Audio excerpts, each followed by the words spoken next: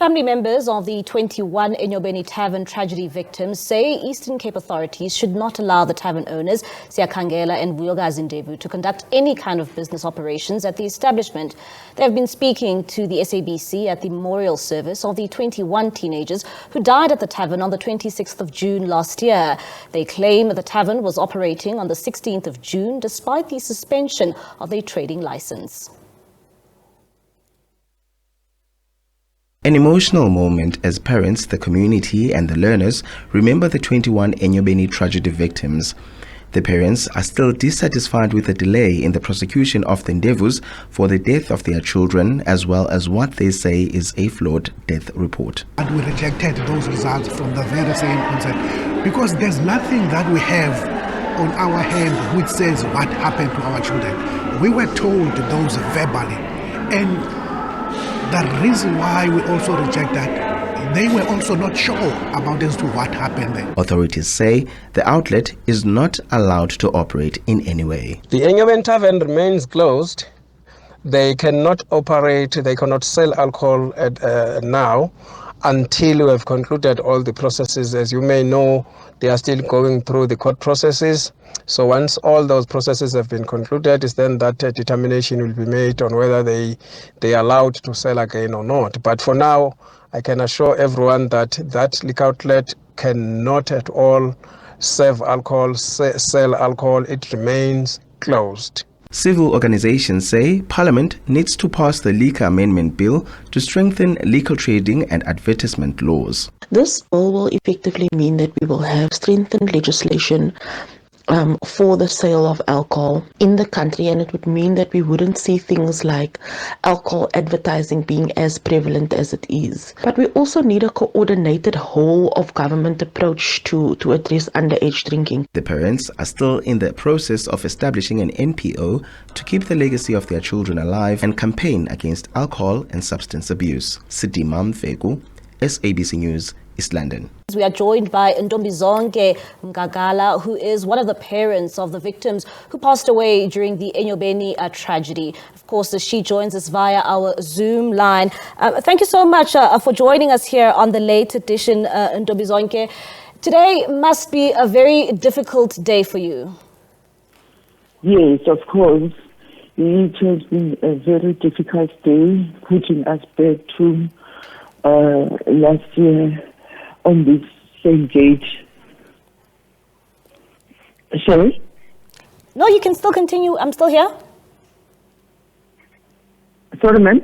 Ntombizonke, I'm still here. I was just asking for your reflections on this day. I was saying it must be a very difficult time for you and for the many parents in your area who lost their children on this day last year. Yes, it was a very, very, very, very difficult day for us, putting us back into that first day when we heard about the loss of our children and how painful as it was on that day. So it was just putting us back there. That's why it was so difficult. And if you can maybe take us back, Ntombizonke, when you heard about this tragedy last year, you know, what first came to your mind when you heard about that, the fact that your child was among those who lost their lives on that fateful day?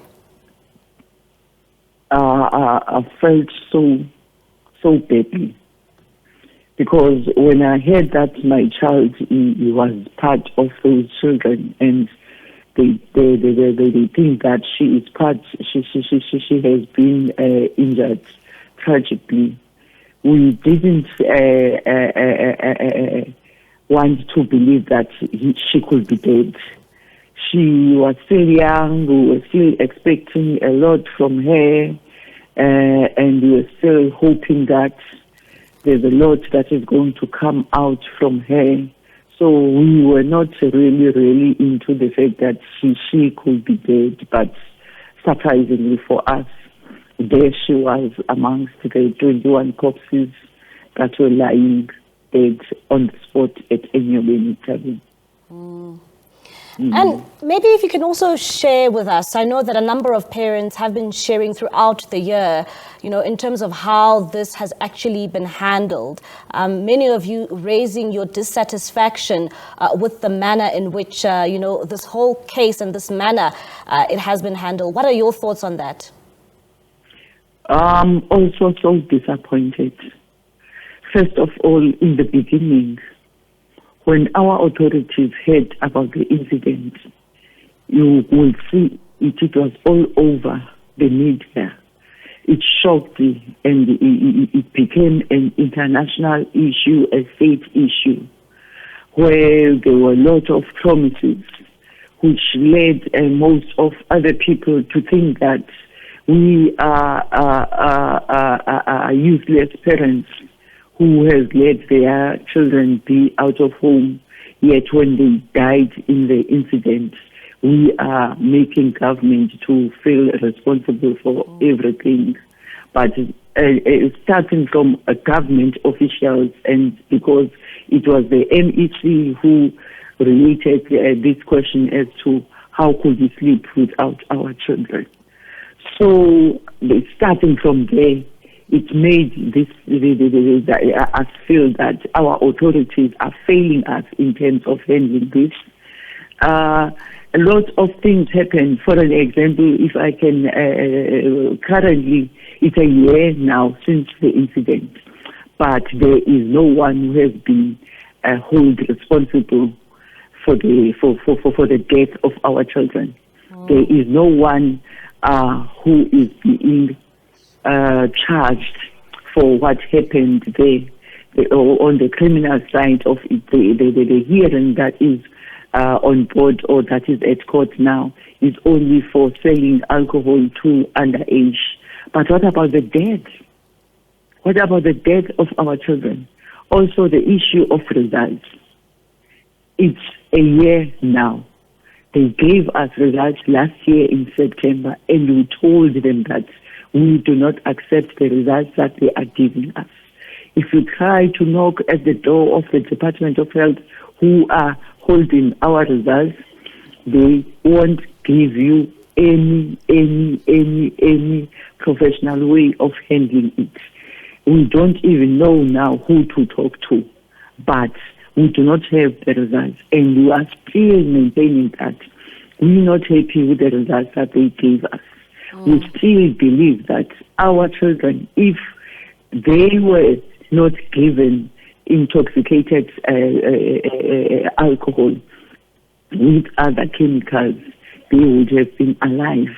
And we want someone from the Department of Health who can come forward and assure us that they really, it's only 3 chemicals that were found in our children's corpses, because we believe there is still more than that, but they are hiding it. That is why they cannot freely give us. That is why they couldn't even allow us to touch the papers where the results were.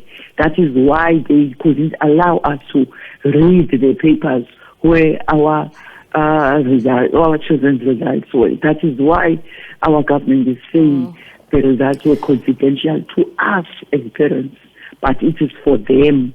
It is for their eyes, only not for our own eyes. So and Ndobizonke, it was badly handled.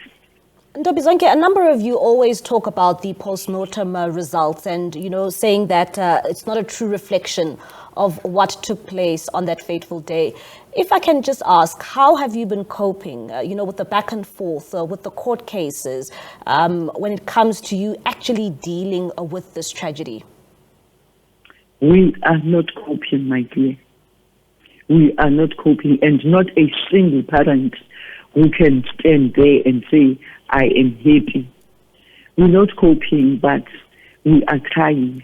The only thing now that is keeping us moving is the fact that we have managed to collect us together as families and formed a structure. It's what is keeping us going, because once you get something that is disturbing you in relation to the matter, you take it to the WhatsApp group, we talk about it, and we will be there for each other, and at least that will give us a release. Otherwise, in terms of any other support, psychologically and otherwise, we are still struggling, and we still seeking closure to the matter, which is why we are calling whoever has got our results to please give us our children's results.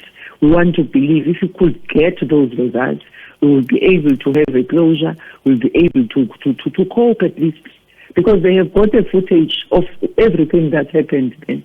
We don't even know why up until today there is no one holding responsible for the criminal part of the incident. They could see everything what happened there. They know everything that happened there. It's just that they are keeping it because they have power. All right then, Ntombizonke, thank you so much for your time. That is Ntombizonke Mgangala, who is one of the parents of the victims who passed away in that Enyobeni tragedy in the Eastern Cape.